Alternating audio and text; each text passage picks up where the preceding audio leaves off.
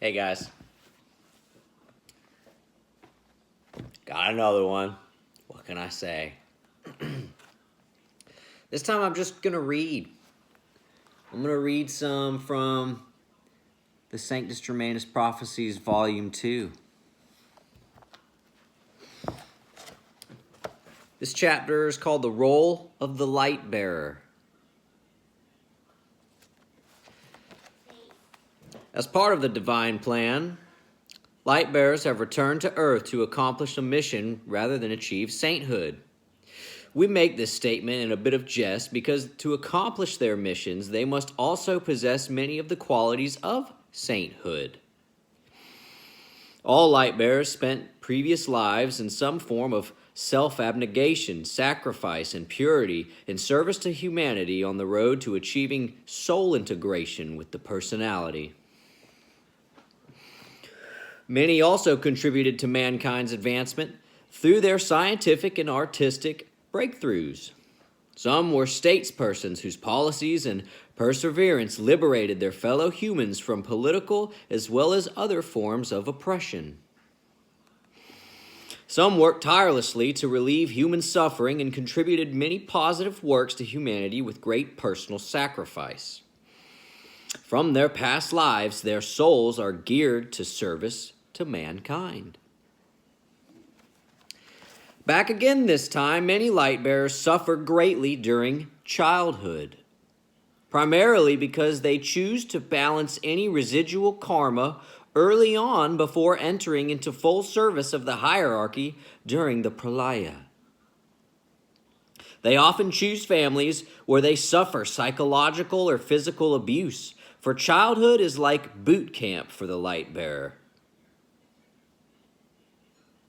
They often do not fit in with their families, and indeed some do not even physically resemble their biological parents. Within the family, they stand out as different or even black sheep.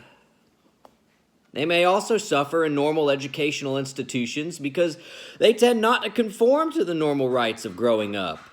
Being tried and true matured souls, they often do not see the need to be part of the silliness that pervades secondary education. Their fellow classmates often consider them social outcasts, and as a result, they suffer from loneliness. However, they are likely to excel academically. Their inner strength sustains them through the painful growing up period, and many begin to find inner and professional strength once they are independent from their families. Many Lightbearers will reject traditional religions early on because they have already surpassed the limitations of dogma in previous lives. Others opt for working within established traditional religions as reformers, rebels, or innovators. However, many choose to remain spiritually neutral and unaffiliated with traditional religious movements.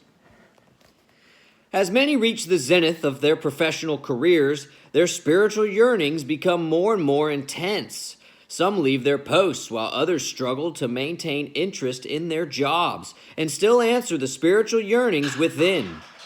A search begins.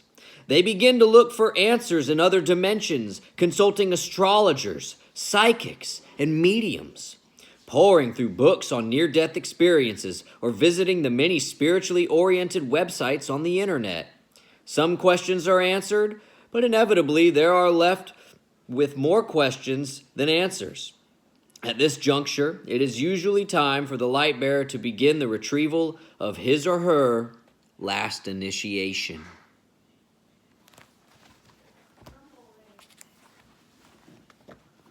Interesting stuff. That's the Sanctus Germanus Prophecies, Volume 2 by Mao.